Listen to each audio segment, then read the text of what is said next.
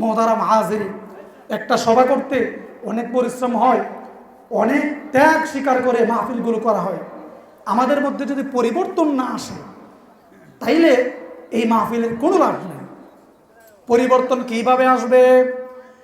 জীবনের সব হালতে আল্লাহকে হাজির নাজির মনে করা। আমি যেখানেই থাকি, আমি যাই করি না কেন, আল্লাহ তাআলা আমাকে দেখছেন, এই চিন্তাটা মাথার মধ্যে রাখা। আমি যদি আপনাকে দেখি তাহলে কি আপনি চুরি করবেন? এই দেখতেছে, এখানে যদি পুলিশ আপনার পাশে লাগায়, পিছনে লাগায় দেওয়া হয়, আপনি কখনো ডাকাতি অন্যায় করবেন না। তো আপনি যদি পুলিশকে ভয় পান, তাইলে আল্লাহকে কেন ভয় পান না? যিনি আপনাকে সৃষ্টি করেছেন, যিনি ভালো কাজের আদেশ করেছেন, খারাপ কাজ করতে নিষেধ করেছেন, আপনি তাকে কেন ভয় পান না? কে কি করলো এটা দেখা যাবে না, ব্যক্তিগত পরিবর্তন আনতে হবে। অনেকে মনে মনে কইতেছেন, ও অমুক তো খারাপ, এই অমুক আলেম ভালো না। আরে আপনার নিজে পরিবর্তন হন। সে ভালো না, এটা তো আপনি পরিবর্তন করতে পারবেন না। আপনারা যারা আসছেন সবার একটা সার্কেল আছে। কেউ ব্যবসায়ী, কেউ সমাজের নেতা, কেউ মসজিদের সভাপতি, কেউ একটা গুরুত্বপূর্ণ পার্সন। তো আপনার অধীনস্থ মানুষগুলো, আমার অধীনে 200 ছাত্রী আছে, ছাত্র আছে। তো আমি যদি তাদেরকে পরিবর্তন করতে পারি, তারা তাদেরকে পরিবর্তন করতে পারে, এইভাবেই কিন্তু দেশে পরিবর্তন আসবে। কিন্তু আমি যদি দেখি, আরে হে হুজুর তো ভালো না, তাহলে আমি কি খারাপ পথে চলবো?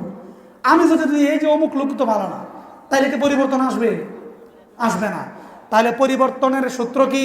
আল্লাহকে হাজির নাজির মানা, জীবনের সব কাজে এই কথা মনে প্রাণে বিশ্বাস করা, আমি যেখানেই থাকি, আমি যাই করি না কেন, আল্লাহ তাআলা আমাকে দেখতেছেন। আল্লাহর ভয় মনের মধ্যে রাখা, তাইলে কখনোই আপনি গুনাহের কাজ করতে পারবেন না। এক পীরের কাছে 2 জন মুরিদ হয়েছে।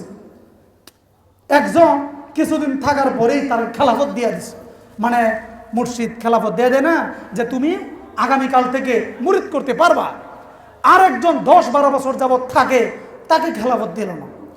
তো যে বেড়া 10 বছর থাকে, সে বড় কষ্ট লাগলো যে আমি এত বছর যাবৎ আসি, আমাকে খেলাফত দিল না, আর এই লোকটা 1 বছর হইছে আসছে, তারা খেলাফত দিয়ে দিল। তো পীর সাহেব উনি এটা শুনছেন যে এত কষ্ট পাইছে, বা এখানে বৈষম্যের শিকার হইল কিনা।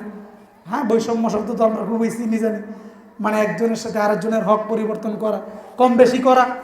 তখন তাকে ডাক দিয়া বললেন, ঠিক আছে তোমরা দুজনেই আসো।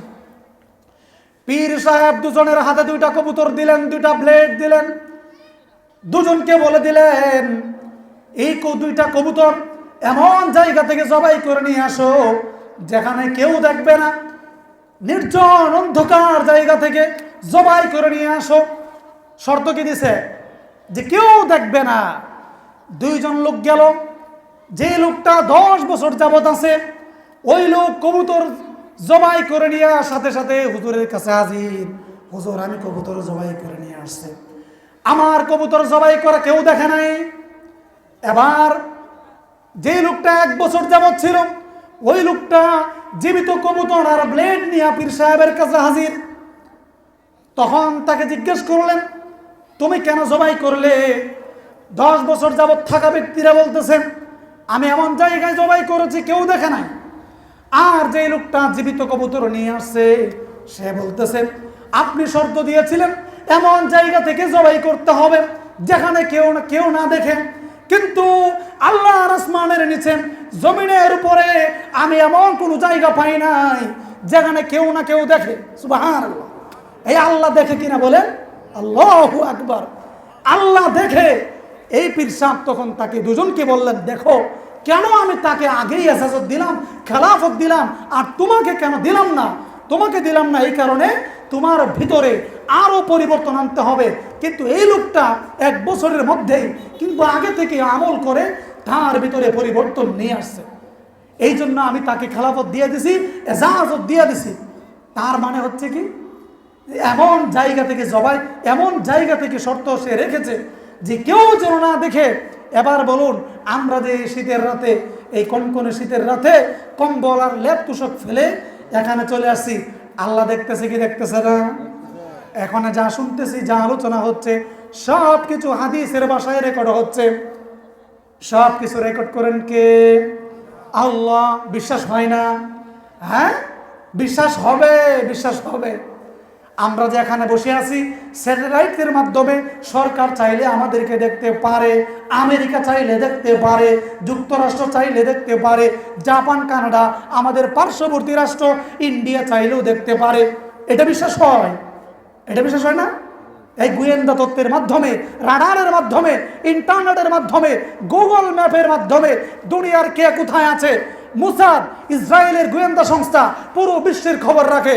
যুক্তরাষ্ট্র কে কোথায় আছে, কোন আসামি কোন অবস্থায় আছে, সব কিছু পর্যবেক্ষণ করে ওখানে তাদের যুদ্ধ বিমান পাঠায়া আসামিকে ধরে নিয়ে যা, আপনি ঠেরও পান না। এগুলো বিশ্বাস হয়? এ হয় কি হয় না? যদি এগুলো বিশ্বাস হয় তাইলে এইগুলোর সব কিছুর স্রষ্টা যিনি, তিনি আমাদেরকে দেখতেছেন, এটা বিশ্বাস হয় না? হ্যাঁ, বিশ্বাস হয়। ঈমান আসছে, সকালে আল্লাহু আকবার খাটি দিলে ঈমান আনতে হবে। নরবরে ঈমান, যেই দলে যা এই দলেই যাব, যে যেদিকে বলে এই দিকেই যাব, এই নরবরে হলে চলবে না। খাঁটি ঈমান আনতে হবে।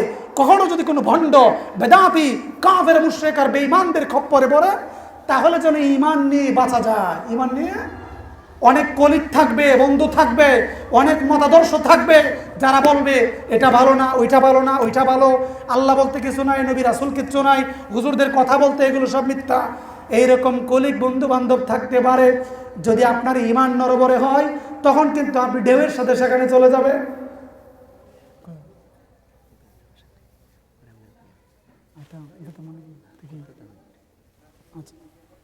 তো এই যে ঈমান নরবরে হয়ে গেলে আপনার ঈমান ঠিক থাকবে না। বিশ্বাস করতে হবে।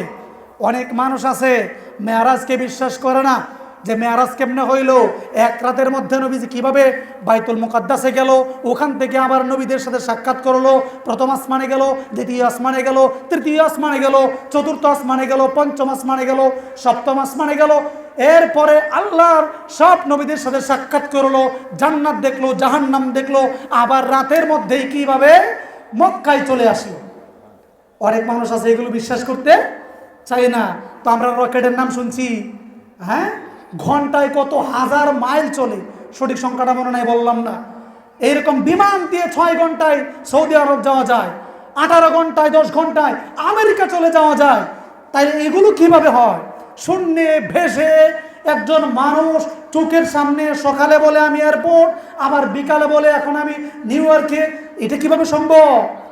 যদি মানুষের দ্বারা এগুলো সম্ভব হয়, তাইলে মানুষকে যিনি বানাইলেন, যে আল্লাহ খুঁটিবিহীন এই আসমানকে বানাইলেন, যে আল্লাহ এই রাত আর দিনের পরিবর্তন করেন, রাতের সময় রাত, দিনের সময় দিন, রাতের পরে দিন, দিনের পরে রাত, এই যে পরিবর্তনগুলো করেন, তিনি কিভাবে করতে পারেন না? এটা কেন আমাদের বিশ্বাস হয় না যে তিনি সব কিছু করতে পারে, সব কিছু করেন? যদি আল্লাহ তাআলা এই যে আমরা রাত আছে, এখন রাত না, ঘড়ি কাটায় পরিবর্তন হচ্ছে, সময় পরিবর্তন হচ্ছে, পরে আমরা ঘড়ি বানাইছি একটা সময় নির্ধারণ করার জন্য। এখন যদি এই রাত আর সকাল না হয়, কি না হয়, তাইলে পৃথিবীর কোনো মানুষের ক্ষমতা আছে যে সকাল আনতে? পুরো এলাকায় যদি এক মাইল দূরে দূরে কিংবা যদি 10 হাত দূরে দূরে আপনি লাইট ফিট করে দেন, দিন হয়ে যাবে।